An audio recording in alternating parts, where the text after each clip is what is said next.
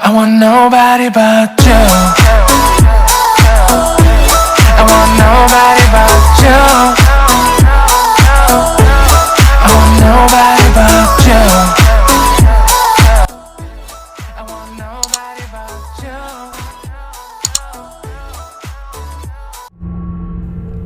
Ini adalah video bagaimana terjadinya gerhana matahari. Pernahkah kamu melihat secara langsung bagaimana terjadinya gerhana matahari? Nah, ternyata gerhana matahari itu mengalami beberapa proses. Nah, inilah yang sudah diteliti oleh para peneliti.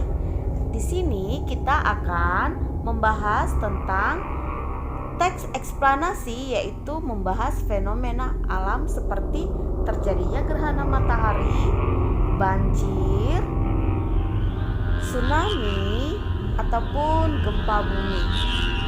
Bukan hanya itu saja, kita juga akan membahas tentang kehidupan sosial dan adat istiadat ataupun budaya di masyarakat. Tujuan kita mempelajari teks eksplanasi adalah agar kita tahu apa penyebab terjadinya fenomena alam sosial ataupun budaya. Nah, di sini teks eksplanasi memberikan informasi kepada para pembaca untuk mengetahui terjadi atau proses-prosesnya terjadi fenomena tersebut.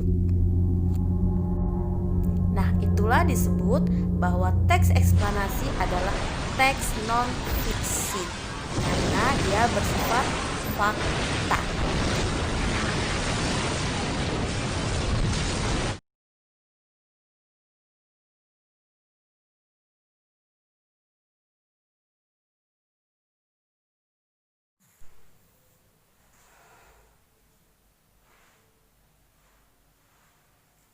Halo semuanya, apa kabar? Saya harap kita semua dalam keadaan sehat untuk dapat melewati pandemi COVID-19. Nah, bertemu lagi dengan saya, Ibu Ira Mawati.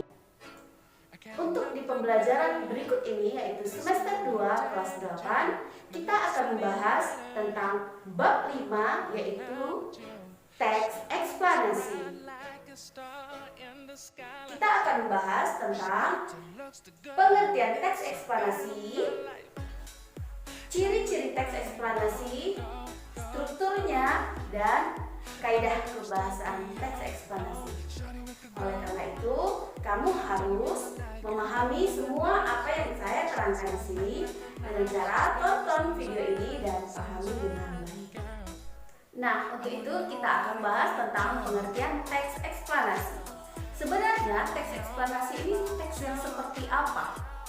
Nah, teks eksplanasi adalah sebuah teks yang berisi tentang suatu kejadian peristiwa di mana teks ini menggambarkan atau memuat suatu hal-hal atau suatu proses-proses terjadinya peristiwa, baik peristiwa seperti fenomena alam, sosial, dan budaya.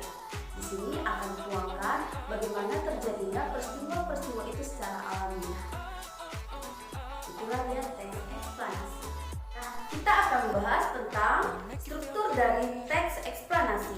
Struktur yang pertama adalah identifikasi peristiwa. Apa itu identifikasi peristiwa? Identifikasi peristiwa atau fenomena itu adalah menyangkut tentang apa peristiwa yang dibicarakan atau yang dimuat dalam teks eksplanasi. Ingat, tadi saya mengatakan bahwa peristiwa ada fenomena alam, sosial, budaya, dan lain sebagainya.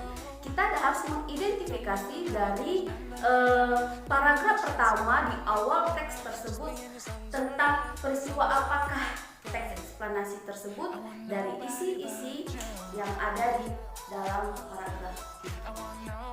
Yang kedua adalah rangkaian peristiwa. Rangkaian peristiwa ini adalah memuat suatu kejadian-kejadian atau peristiwa-peristiwa yang terjadi pada fenomena di awal paragraf tadi. Setelah kita identifikasi, kita mengetahui tentang apa fenomena yang akan dibahas, lalu rangkaiannya adalah hal-hal yang dibahas. Nah, sama halnya dengan identifikasi, fenomena itu adalah bersifat umum atau gambaran umum, Lalu rangkaian peristiwa itu bersifat khusus, jadi menjelaskan tentang peristiwa yang diidentifikasi tersebut. Nah, dalam rangkaian peristiwa ini disusun dengan pola yaitu kronologis dan kausalitas. Kausalitas itu adalah sebab akibat, sementara kronologis itu adalah rangkaian atau urutan waktu atau urutan kejadian. Nah, struktur yang ketiga adalah ulasan. Ulasan adalah suatu komentar atau penilaian terhadap bagaimana peristiwa itu terjadi.